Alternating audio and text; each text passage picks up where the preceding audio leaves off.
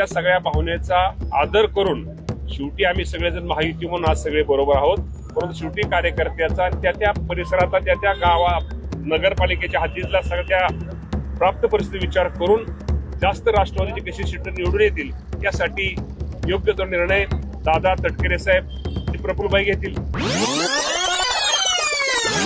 आपल्याला माहिती आहे की नगरपालिकेच्या निवडणुका आणि जिल्हा परिषदेच्या निवडणुकीच्या संदर्भामध्ये संपूर्ण जिल्ह्यामधील राष्ट्रवादी काँग्रेस पक्षाच्या कार्यकर्त्यांचं मत काय हे जाणण्यासाठी स्वतः अजितदादा पवार साहेब आणि आदरणीय वळसे पाटील साहेब, आमचे ज्येष्ठ नेते वळसे पाटील साहेब असतील, या सर्व मंडळींनी जिल्ह्यातल्या सर्व कार्यकर्त्यांचं मत ऐकून घेतलेलं आहे आणि त्यांच्या भावना काय आहेत, या निवडणुकीसाठी आपण कसं पुढे गेलं पाहिजे आणि कुठला निर्णय घेतल्यानंतर राष्ट्रवादी काँग्रेस पक्षाची ज्या जागा आहेत, सीट्स आपण म्हणतो त्याला, त्या कशा वाटतील यासाठी त्या सर्व कार्यकर्त्यांनी काय सूचना केलेल्या आहेत। त्या सूचनेचा नोंद घेऊन निश्चित प्रकारे आमचे नेते अजितदादा पवार साहेब हा प्रत्येक नगरपालिकेच्या बाबतीमध्ये योग्य तो निर्णय घेतील।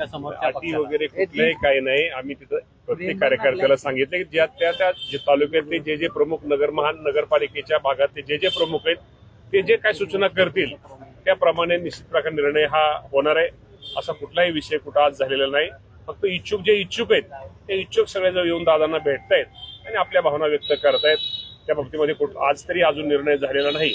जो काही निर्णय शेवटी स्थानिक पातळीवरच्या निवडणुका असतात, स्थानिक पातळीवरती जे राष्ट्रवादी पक्षाच्या जागा कशा जास्त निवडून येतील त्यासाठी कार्यकर्त्यांनी काय केलं पाहिजे किंवा कुठला निर्णय घेतल्यानंतर राष्ट्रवादी काँग्रेस पक्षाला त्याचा फायदा आहे तो पाहून निश्चित प्रकारे खाली निर्णय घेतला आज या बाबतीमध्ये अजूनही तिथं सगळे अजून प्रत्येक तालुका वाईज ह्या गाठीभेटी चालल्या आहेत। अजून या बाबतीमध्ये सगळ्यांचं मत ऐकल्यानंतर या बाबतीमध्ये आमचे नेते अजितदादा पवार साहेब हा योग्य तो निर्णय घेतील। अजून आता मुलाखती चालू आहेत, आता मुलाखती अजून चालू आहेत, प्रत्येक तालुक्यात भेटतायत, अजून हे करतायत। त्यामुळे आता शेवटी त्या कार्यकर्त्यांचं भावना, कार्यकर्त्यांचं मत काय मी एकट्याने म्हणण्यापेक्षा किंवा कुणी एका नगरपालिकेने म्हणण्यापेक्षा संपूर्ण जिल्ह्यातल्या कार्यकर्त्यांच्या प्रत्येकाच्या वेगवेगळ्या नगरपालिकेच्या वेगवेगळ्या ठिकाणच्या वेगळ्या भावना आहेत। त्या बाबतीमध्ये निश्चित प्रकारे या बाबतीमध्ये आमचे नेते अजितदादा पवार साहेब निर्णय घेत आहेत। काही कार्यकर्त्यांच्या भावना आहेत, नाही तसं नाहीत, भावना आहेत, 100% आहेत। काही ठिकाणचे भारतीय जनता पार्टी बरोबर एकत्र कमन आहेत, काही ठिकाणचे शिवसेनेबरोबर एकत्र लढावं पण काही ठिकाणच्या भावना आहेत। त्यामुळे प्रत्येकाच्या भावना आहेत। या बाबतीमध्ये निर्णय अजितदादा साहेब, पवार साहेब आणि सुनील तटकरे साहेब आणि प्रफुल्लभाई पटेल साहेब घेतील।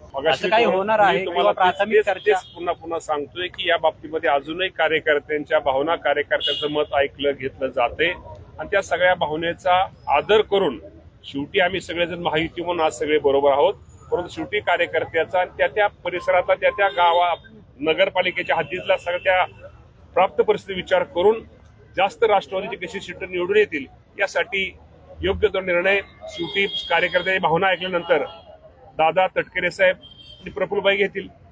दोन्ही राष्ट्रवादी महायुती म्हणून आम्ही काही ठिकाणी भाजप सुद्धा एकत्र युती करावी, काही ठिकाणी शिवसेना शिंदे साहेबांच्या गटावर सुद्धा एकत्र ही करावी। शेवटी कार्यकर्त्यांच्या सगळ्यांच्या त्या भावना आहेत, त्या भावना जरी सगळ्यांच्या जरी गेल्या तरी शेवटी निर्णय हा अजितदादा पवार साहेब, तटकरे साहेब आणि प्रफुल्लभाई घेतील।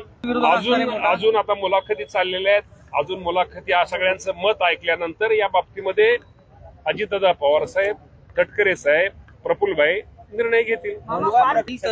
या बाबतीमध्ये मी तुम्हाला आजही प्रामाणिकपणे सांगतो, या बाबतीमध्ये आमचे नेते अजितदादा पवार साहेबांनी दुसऱ्या दिवशी तिसऱ्या दिवशी खुलासा केलेला आहे। त्या बाबतीमध्ये अजितदादा पवार साहेबांनी त्या गोष्टीवरती खुलासा केल्यानंतर माझ्यासारख्या कार्यकर्त्यांनी परत इतर त्याच्यावरती भाष्य करणं बरोबर नाही।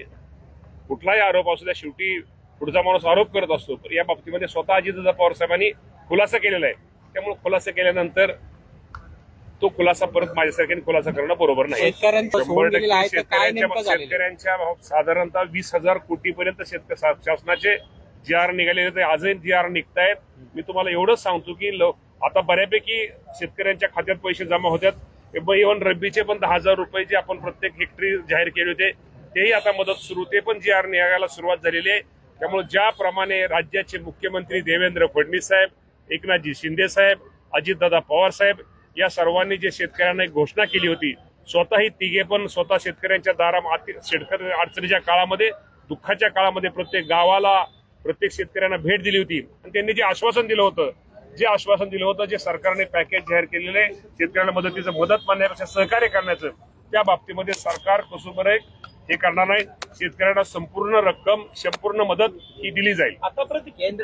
आतापर्यंत 20,000 कोटीपर्यंत जी आर निघालेले. केंद्राची मदत शेवटी केंद्र राज्य ही जर असलं, शेवटी आपण तुम्हाला माहिती आहे की एनडीआरएफच्या ह्याच्याप्रमाणे आपल्याला ती केंद्रच मदत करतं.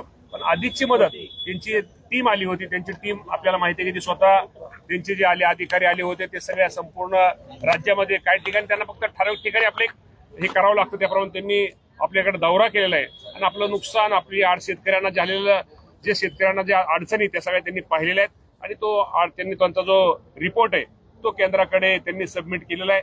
केंद्राकडूनही आपल्याला भरीव अशी मदत मिळेल. मी तुम्हाला तेच सांगितलं, 19,980 म्हणजे जवळजवळ 20,000 कोटी रुपये आतापर्यंत शासनाने जी आर निघालेले आहेत आणि राहिलेले सुद्धा रक्कम येणाऱ्या, म्हणजे आता कोणाचे काय अडचण आहे, कोणाचं कागदपत्र अपुरे आहेत, कोणाचं पंचनामा करायला थोडा उशीर झालेला आहे, उशीर झाल्यानंतर काय कागदपत्र द्यायला उशीर झाले, त्यामुळे जी सरकारने रक्कम जाहीर केलेली संपूर्ण रक्कम ही माझ्या अडचणीत आलेल्या शेतकऱ्याला दिली जाईल. एनडीआरएफचं जे एनडीआरएफची जी मदत असते त्यामध्ये केंद्र आणि राज्याचा वाटा असतो.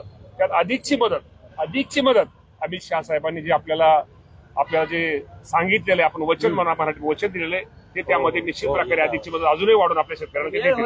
आणि जरी केंद्राची मदत ही आपल्याला जर मिळालीच आहे आणि अजूनही जास्त मिळाल्यानंतर ती शेतकरी बांधवांना दिली जाईल.